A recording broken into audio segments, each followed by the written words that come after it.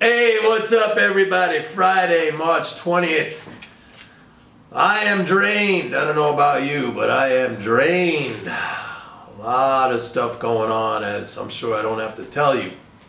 Today in New York, we got the word from the governor that we are going on full lockdown as of Sunday night.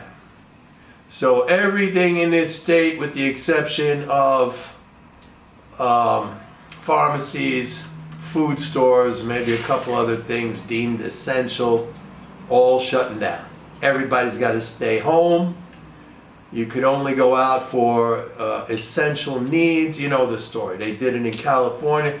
Two biggest state economies shut down. So the economy is destroyed. We were up in the market early today, but then when Cuomo ordered the shutdown, we went down 900 points. I sent out an email saying we're going down. And by the way, if you look at the S&P, the PE ratio of the S&P 500 right now, with everything that has happened, with this, what are we, like a 35% decline or something like that, the PE ratio is still around 17 and a half. Now to me, that seems high, because the whole entire United States economy is going to get shut down, and probably a good percentage of the global economy is going to get shut down. So a 17 and a half PE on the S&P, I mean, back in the 1970s, the mid 1970s, I think we got down to a PE of 8, which means there's a lot more downside in this market. A lot more downside in this market. We're going to have to see what the stimulus is. The stimulus is probably going to be too little. You know how it always is at first. You know, it's never enough at first. Now, Trump has said, and he has promised, that he's going to continue to, have the government support the economy for as long as it takes, and that's a good thing. But we have to see what it is. Right now they're talking about sending out $1,200 checks to people making $75,000 or less, and then less money up to $99,000, and if you make $99,000 and above, you get zilch, you get nothing. And $99,000 today in today's economy, I mean, that is not like a rich person, all right, depending on where you live, but that's, so you got that. You got a package right now which looks like a whole bunch of loans. The loans, to me, is not going to do it. It's one thing to have a failing business and then you get extended credit in the hopes that you could turn it around. You'll take that credit, but a good, thriving business, which is what the economy was prior to this, nobody wants a loan. Nobody needs a loan. That's just debt that comes with an interest payment that you got to pay the government back. And in many cases, I think with these SBA loans, you got to pledge some collateral. Could be your house. Who knows if you're a small business owner. So what's the deal with that?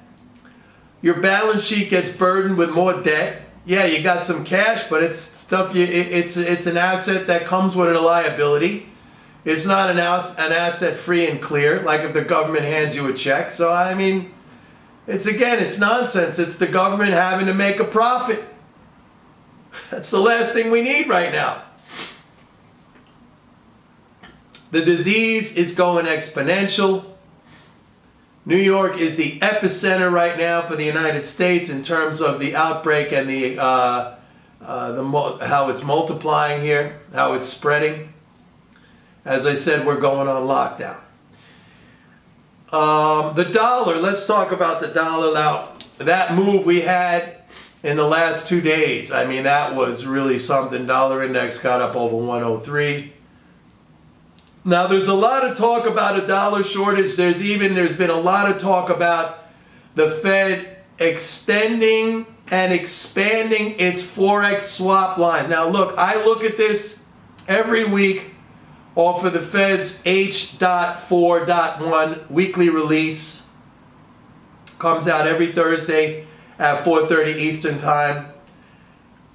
And let me give you some perspective.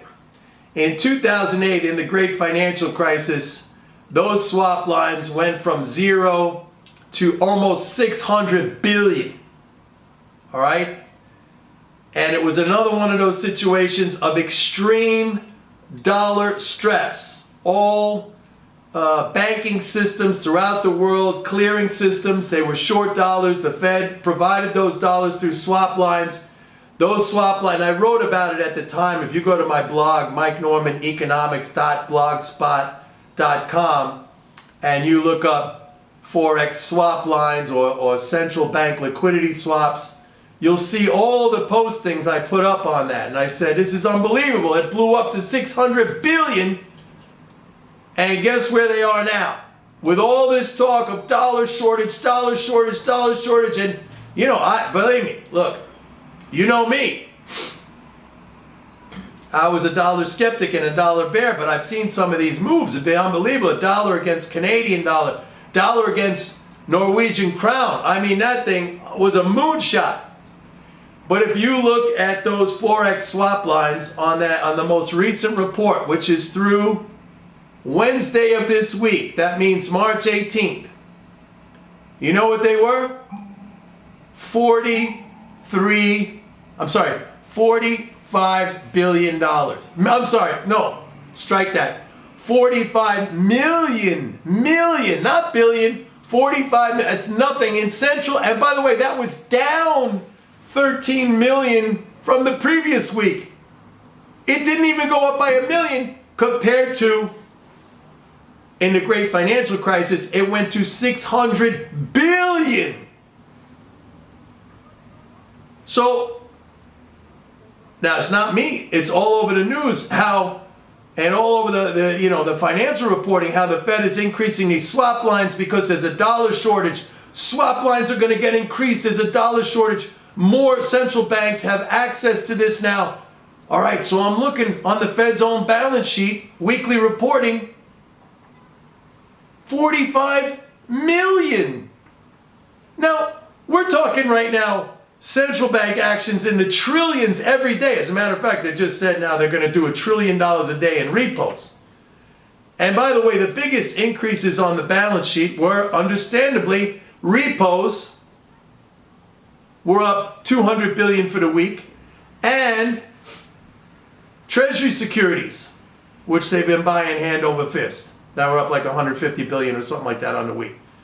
Those two things constituted the vast majority of the increase in the Fed's balance sheet for the week. I'm looking at the Forex swaps, folks.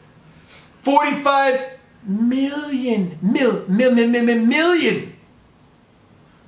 Not even 1 billion, 45 million. And that was down 13 million. So, I'm a pretty astute guy, I think. I know what data to look at. I've been doing this a long time. I don't give you wrong information. I'm looking everywhere. I'm looking over here. I'm looking over there. I'm looking up here. I'm looking down there. Where is it? Where is this dollar shortage now? Don't get me wrong. Now this could be wild, panic-driven, speculative portfolio flows, yes. And when the Fed says it's buying treasuries to dump reserves into the banking system, I can see that too. Like, reserve balance is now up at 1.9 trillion. They were down to like 1.3 trillion in last September. So yeah, I could see that. Everything they say, I could see the numbers. So there's evidence there that I could see. But now dollar shortage, dollar shortage, dollar shortage. I'm looking here. I'm looking over here. I'm looking over here. I'm looking down here. 45 million. Million. That's a little bit. Okay? In 2000, I'll repeat it. I'm sorry. I don't want to make you like bored with this. But, repetition is how you learn. I got to repeat this. In the great financial crisis, it went from 0 to 600 billion. And that was 12 years ago. So now it should be in the trillions. But no, 45 million. Doesn't exist. Doesn't exist. That's all I got to say.